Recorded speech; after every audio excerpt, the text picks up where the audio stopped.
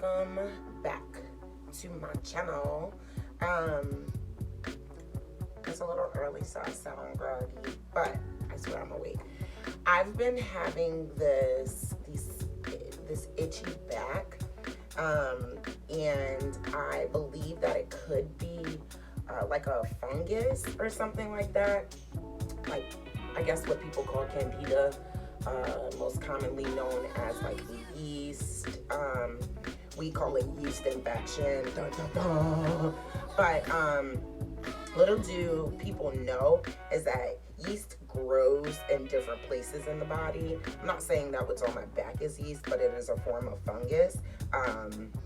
But it mutates and grows super rapidly. So most people usually see it in like the warm membrane part of their body.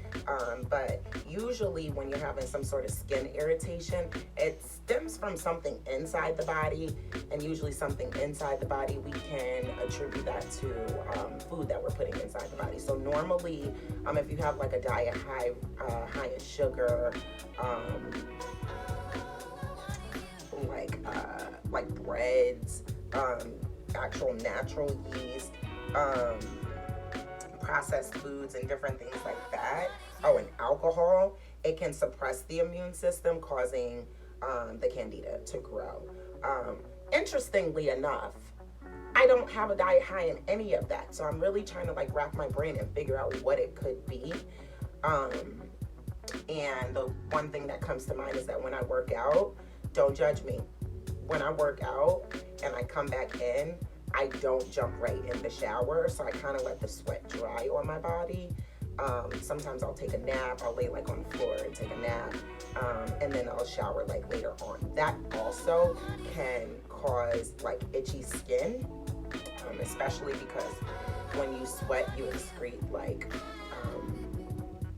obviously bacteria, but so that bacteria is staying on top of the skin. Same goes for like any parts of your body. So if any part of your body just dries with sweat on it, it'll probably start to grow some sort of fungus or something like that. So fungus sounds so nasty. Every time we say fungus, we're like, eh. But fungus is fungus.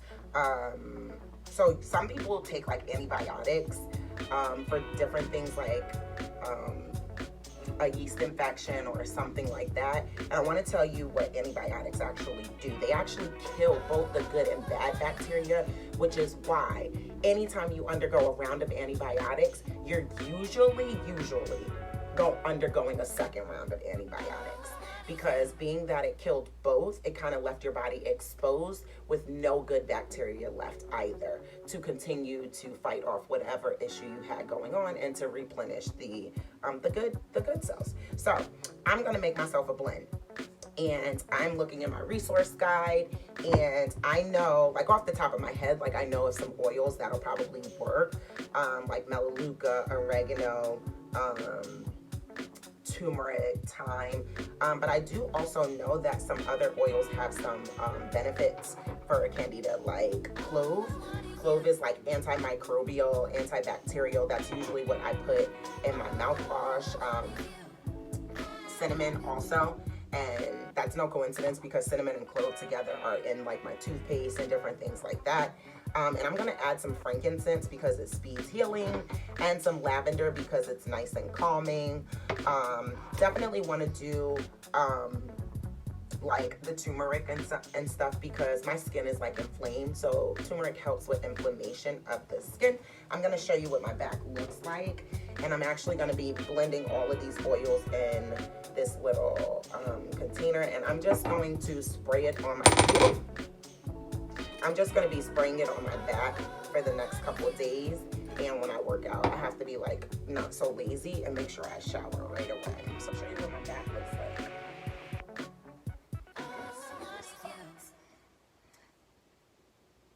So usually I'm like super itchy. Like I tear my back apart. So the discoloration that's in there,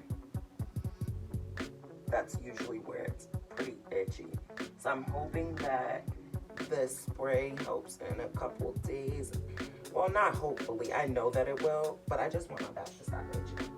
And I'm gonna put about, being that this is a huge, I'm not gonna fill this all the way up, to be honest. This is a huge, I don't have any more of my small bottles.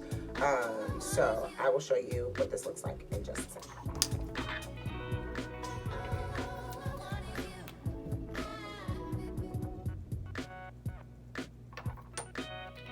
So I just put 6 drops of that. I'm really just like, I'm gonna do everything 1 to 1.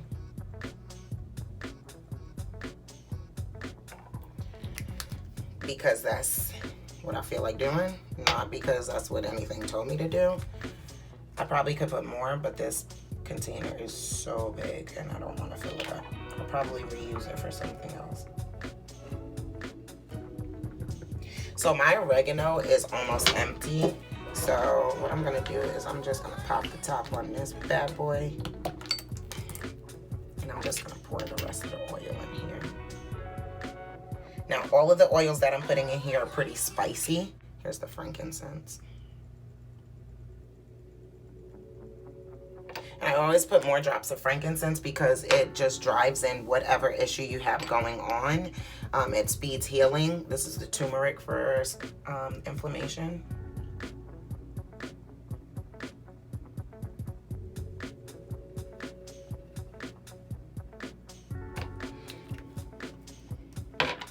And then we're just gonna finish off with the lavender.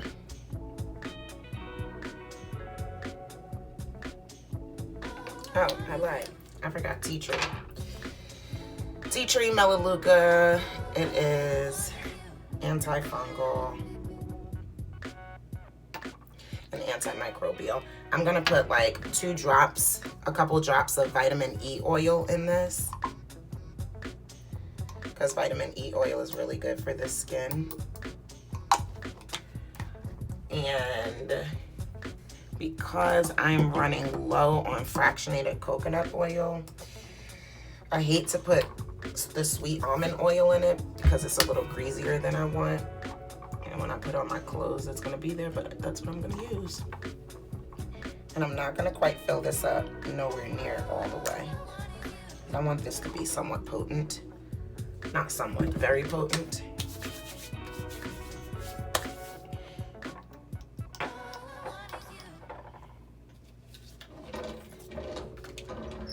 So I filled it up about halfway.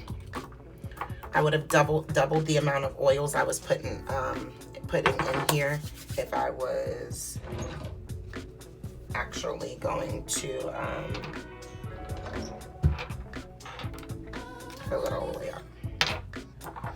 So I just shake it up a little, and that's what it looks like. A spray bottle instead of a roller bottle, because I can't usually reach that part of my back very good. Well, obviously I can't with the spray either.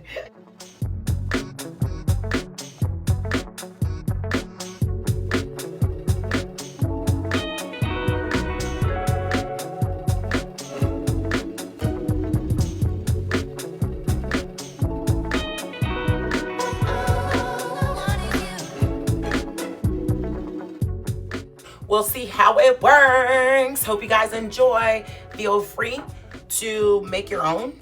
It's definitely something that you can make, or hit me up and I can make it for you.